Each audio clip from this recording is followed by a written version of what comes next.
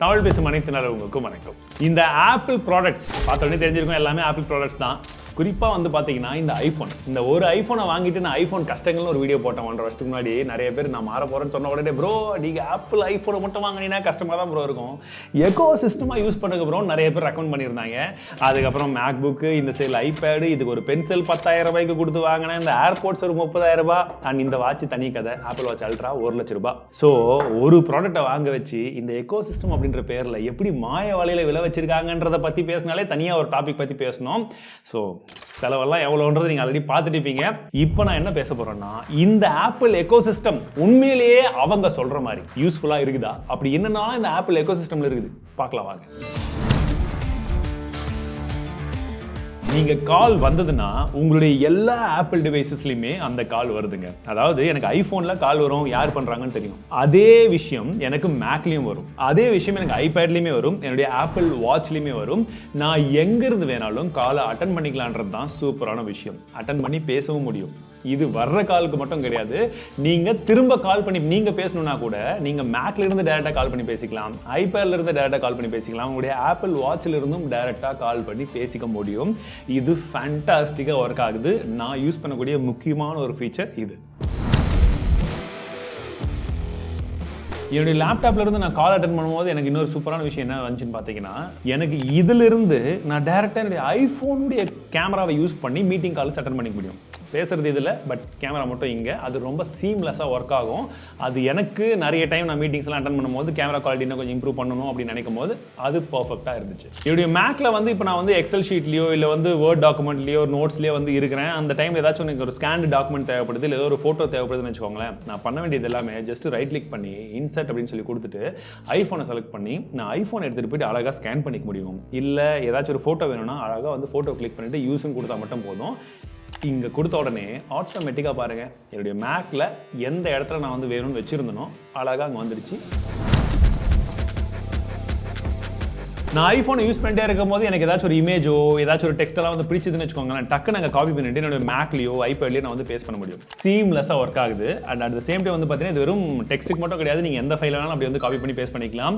அதுவும் வந்து பார்த்தீங்கன்னா எனக்கு வந்து நான் ஒரு இடத்துல வந்து ஒரு விஷயம் பண்ணிட்டே இருப்பேன், டக்குன்னு அந்த இடத்துல வந்து எனக்கு ஒரு இமேஜ் வந்து நல்லா பிடிச்சிருக்கும், அதை ஸ்க்ரீன்ஷாட் எடுத்தோ இல்லை டக்குன்னு காப்பி பண்ணியோ நான் என்னோட இடத்துல பேஸ்ட் பண்ணும்போது என்னுடைய வேலை அங்கே அப்படின்றதுக்குள்ளே முடிஞ்சிடும். பட் நீங்கள் இதுவே விண்டோஸில் மற்ற விஷயத்தில் யோசிச்சு பாருங்கள். சரி, இந்த ஐபேடை வந்து ஜஸ்ட் எழுதுறதுக்கு இந்த மாதிரி மட்டும் இல்லாமல், இப்போ நான் ஒரு மேக்ல வந்து ஒரு இமேஜ் வந்து பார்த்துட்டு இருக்கேன்னு வச்சுக்கோங்களேன், அந்த இடத்துல இந்த மாதிரி ஒரு பென் சிம்பிள் வந்துருக்கும். அதை கிளிக் பண்ணிட்டு நான் என்னுடைய ஐபேடை செலக்ட் பண்ணேன்னு வச்சுக்கோங்க, என்னுடைய ஐபேடில் அந்த விஷயம் அப்படியே வந்து அழகாக வந்துடும். இப்போ என்னுடைய பென்சிலை வச்சு நாங்கள் ஏதாச்சும் எழுதணும், மார்க் பண்ணணும், சைன் பண்ணணும், எதுவாக இருந்தாலுமே அவ்வளோதான் அப்படின்றதுக்குள்ளே பண்ணிடலாம். அது அப்படியே உங்களுக்கு லைவாக பாருங்கள், லைவாக இந்த இடத்துல நான் எழுத இந்த சைடு வந்துக்கிட்டே இருக்குது. சப்போஸ் நம்மக்கிட்ட ஏதோ ஒரு டாக்குமெண்ட் இருக்குது, அங்கே சைன் பண்ணணும் அப்படின்னா உங்கள் மேக்ல இருந்து நீங்கள் டேரெக்டாக வந்து அந்த சைன் ஆப்ஷனை கிளிக் பண்ணிட்டீங்கன்னா நீங்கள் ட்ராக் பேட்லேயும் சைன் பண்ணலாம், ஐபேடில் நீங்கள் இந்த பென்சில் வச்சும் சைன் பண்ணலாம், இல்லை நீங்கள் ஐஃபோனை செலக்ட் பண்ணிங்கன்னா நீங்கள் ஐஃபோனில் இருந்து கூட வந்து சைன் பண்ணிக்கலாம். அவ்வளோதான், நீங்கள் தனியாக போட்டு கட் பண்ணி எடுத்துகிட்டு எந்த வேலையுமே கிடையாது. அது நல்லா ஒர்க் ஆகுது.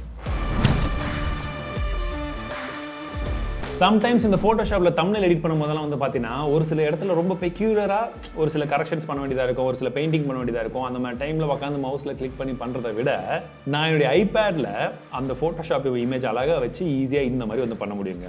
இது எப்படி பண்ண முடியும்னு கேட்டிங்கன்னா, எக்ஸ்டெண்ட் டிஸ்பிளே, அதாவது வந்து என்னுடைய டிஸ்பிளேவை வந்து நான் எக்ஸ்டெண்ட் பண்ணிக்க முடியும் இந்த ஐபேடுக்கு. ஸோ இந்த ஐபேட் வந்து என்னுடைய மேக்புக்கு இன்னொரு டிஸ்பிளேவாக வந்து ஒர்க் ஆகும், ஒயர்லெஸ்ஸாக ஒர்க் ஆகுது, சீம்லெஸ்ஸாகவும் இருக்குது. இதுதான் இதோட மிகப்பெரிய ப்ளஸ்ஸு. அப்போது நான் என்னுடைய ஃபோட்டோஷாப்பை வந்து மேக்கில் ஓப்பன் பண்ணிவிட்டு அழகாக இந்த ஐபேடுக்கு கொண்டு வந்துட்டு நான் எந்த டூல் வேணாலுமே என்னோட பென்சிலை யூஸ் பண்ணி அழகாக கிளிக் பண்ணி எழுதுறதா இருக்கட்டும், வரைகிறதா இருக்கட்டும், மாஸ்க் பண்ணுறது, கட் பண்ணுறது, எல்லாத்துக்குமே யூஸ் பண்ணிக்கலாம். இப்போ யோசிச்சு பாருங்கள், ஒரு ஃபோட்டோஷாப்பில் நீங்கள் மவுஸை யூஸ் பண்ணி பண்ண விஷயத்தை எல்லாமே உங்க கையில பண்ண முடிஞ்சா சும்மா கடா அப்படி படிக்கலாம் அப்படின்ற மாதிரி வேகமா ஈஸியா இருந்துச்சு. இது வெறும் இதுக்கு மட்டும் கிடையாது, நீங்க ரெண்டாவது டிஸ்பிளேவை யூஸ் பண்ணும்போது நீங்க மல்டிபிள் விஷயத்துக்கும் வந்து யூஸ் பண்ணிக்கலாம். பட் நான் இந்த ஃபோட்டோஷாப் யூஸ் பண்ணேன் பர்சனலி, 2-3 தம்ப்நெயில் அதை பண்ணும்போது ரொம்ப ஃபேண்டாஸ்டிக்கா இருக்குது.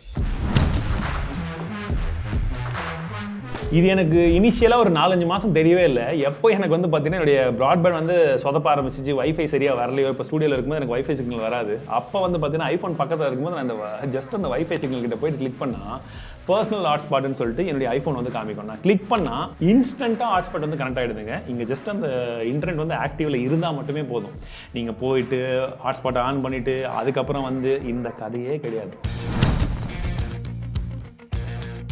ஆனால் அந்த எக்கோ சிஸ்டம்லேயே எல்லாருமே பயங்கரமாக ஆஹா ஓஹோன்னு சொல்லி நான் மாறுறதுக்கு முன்னாடி பேசின விஷயம், நான் கேட்ட விஷயமே ஃபஸ்ட்டு எல்லாருமே சொன்ன விஷயம் இந்த ஏர் ட்ராப். சரி, இந்த ஏர் ட்ராப் எப்படா ஒர்க் ஆகுதுன்னு பார்த்தா, ஜஸ்ட் நீங்கள் கிளிக் பண்ணி எந்த ஃபைலாக இருந்தாலும் எந்த ஆப்பிள் டிவைஸ்கிட்டையுமே நீங்கள் அனுப்பணும்னு நினச்சிங்கன்னா, அதுவும் உங்கள் டிவைஸ்க்குள்ளே அனுப்பணும்னு நினச்சிங்கன்னா ரொம்ப சிம்பிள். ஜஸ்ட் கிளிக் பண்ணி எவ்வளோ பெரிய ஃபைலாக இருந்தாலும் ஏர் ட்ராப்பில் கொடுத்தீங்கன்னா ஈஸியாக போயிடுதுங்க. அது எவ்வளோ பெரிய ஃபைலாக இருந்தாலும் ரொம்ப ஃபாஸ்ட்டாக போயிடுது அண்ட் ஈஸியாகவும் போயிடுது, பிரச்சனையே இல்லாமல்.